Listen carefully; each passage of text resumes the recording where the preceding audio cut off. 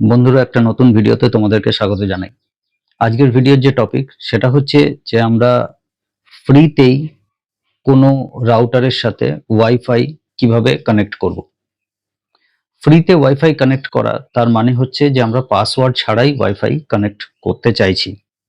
Password ছাড়া wifi connect করতে গেলে বেশ কিছু শর্ত আছে। প্রথম কথা হচ্ছে যে যে রাউটারটা সেটা যদি নতুন রাউটার হয়, একদমই নতুন রাউটার, তাহলে শুধুমাত্র অ্যাডমিন স্ট্যাটিক পেজে মানে 192.168.0.1 এই অ্যাডমিন স্ট্যাটিক পেজে ইউজার নেম ইউজার অ্যাডমিন, শুধু অ্যাডমিন আর পাসওয়ার্ড অ্যাডমিন, এটা দিয়ে এন্ট্রি করেই কিন্তু আমরা নিজের মতো করে কোনো পাসওয়ার্ড সেট করে বা না করে আমরা কিন্তু রাউটারের সাথে কানেক্ট করে ফেলতে পারি।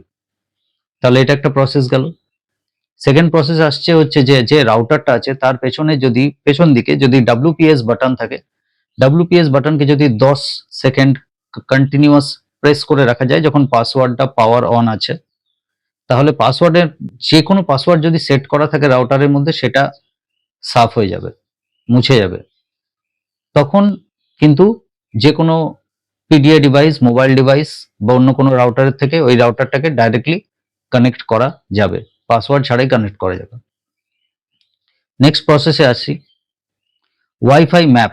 ওয়াইফাই ম্যাপ বলে অ্যাপ যেটা আছে, অ্যান্ড্রয়েড অ্যাপ, সেটা যদি ইনস্টল করে নেওয়া যায় তাহলে ওয়াইফাই ম্যাপের মধ্যে রাউটারের জেনারেল যে পাসওয়ার্ড, যদি সেই রাউটারটা, যে রাউটারকে আমি কানেক্ট করতে চাইছি, সে আমাকে মানে আমার রাউটারকে বা আমার মোবাইল ডিভাইস মোডেমকে যদি ব্ল্যাকলিস্ট না করে রাখে, তাহলে সেই রাউটারের সাথে কানেক্ট হয়ে যাবে, ডাইরেক্ট কানেক্ট হয়ে যাবে। দ্যাট মিনস সেই রাউটারের সঙ্গে মানে আমার কোনো সেরকম ভাবে পাসওয়ার্ডের দরকার পড়বে না।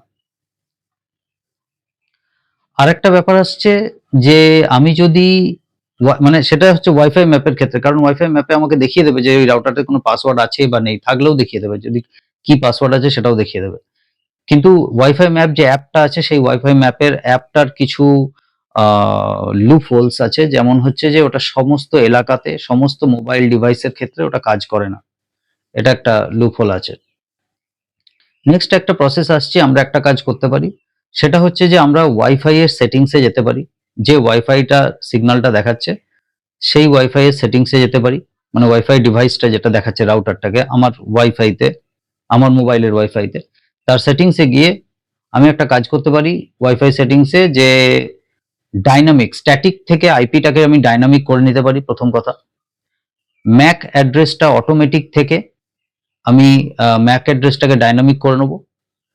আর যে ডিএনএস গুলো আছে সেগুলোকে 8.8.4.4 8.8.4.4 DNS1 DNS2 তে আমি সেট করে নেব। যে আইপি অ্যাড্রেসটা আছে 192.168, ওটাকে 1.2 করে নেব।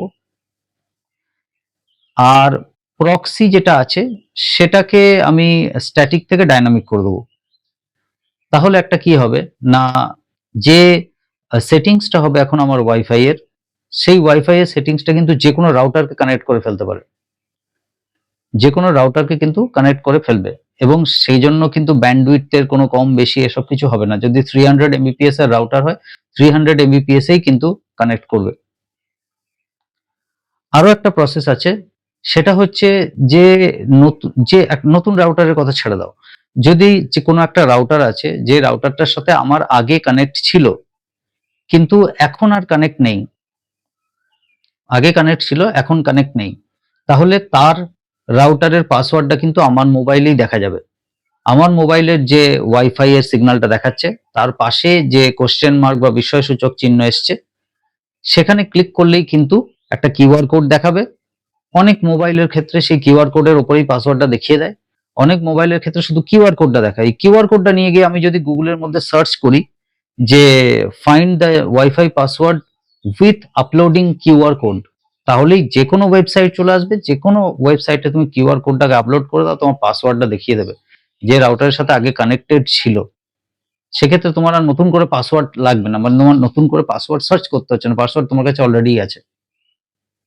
তার মানে এই এতগুলো যে প্রসেস বললাম, এতগুলো প্রসেসে কিন্তু যে কোনো একটা ওয়াইফাই রাউটারের সঙ্গে কানেক্ট করা যায়। এবার তোমার মোবাইলের ক্ষেত্রে বা তোমার পিডিএ ডিভাইসের ক্ষেত্রে, তোমার কম্পিউটারের ক্ষেত্রে, তোমার রাউটারের ক্ষেত্রে বা তোমার রিপিটারের ক্ষেত্রে কোন প্রসেসটা কাজ করবে সেটা কিন্তু তোমাকেই দেখতে হবে। কারণ তুমি বিভিন্ন এলাকায় থাকো, সমস্ত এলাকার রাউটারের ক্ষেত্রে অ্যানালিসিস করে বলাটা সম্ভব না। এর বাইরেও একটা প্রসেস আছে যেটাকে আমরা বলি হ্যাকিং। হ্যাকিং যখন হবে তখন কিন্তু ব্যাপারটা অন্য। তখন কিন্তু আমি কোড স্নাইফিং করছি, তখন আমি কোড ইনজেক্ট করছি, কোনো এমন টুল ইউজ করছি যে সারা দিন ধরে বা 2 দিন 3 দিন ধরে বিভিন্ন রকম পাসওয়ার্ড, তার ডিকশনারিতে যে পাসওয়ার্ডস আছে তার সাথে মিলিয়ে মিলিয়ে একটা ওয়াইফাই রাউটারের পাসওয়ার্ডের সাথে কানেক্ট করে করে দেখছে, সেটা কিন্তু হ্যাকিং হয়ে গেল। আর আমি যে প্রসেসগুলো বললাম সেগুলো হচ্ছে জেনারেল প্রসেস। জেনারেল প্রসেস কাজ না করলে তখন আমরা হ্যাকিং এর দিকে যাব। তো যদি ভিডিও ভালো লেগে থাকে অবশ্যই ভিডিওটাকে লাইক করে দাও। প্রথমবার এসে যদি এই ভিডিও দেখছো চ্যানেলে, তাহলে অবশ্যই চ্যানেলটাকে সাবস্ক্রাইব করে রাখো, কারণ এরকম ধরনের টেকনিক্যাল ভিডিও তোমরা বরাবর এই চ্যানেলে পেতে থাকবে। আরেকটা ব্যাপার হচ্ছে যে যাদের এই ভিডিওটা সত্যি দরকার আছে, যারা খুঁজছে ওয়াইফাই পাসওয়ার্ড কিভাবে কানেক্ট করব, যারা ওয়াইফাই পাসওয়ার্ডের বিষয়ে ইন্টারেস্টেড আছে, তাদের কাছে এই ভিডিওগুলোকে সোশ্যাল মিডিয়া মারফত পৌঁছে দাও। তো চলো আজকে ভিডিওটা এখানে শেষ করছি। জয় হিন্দ।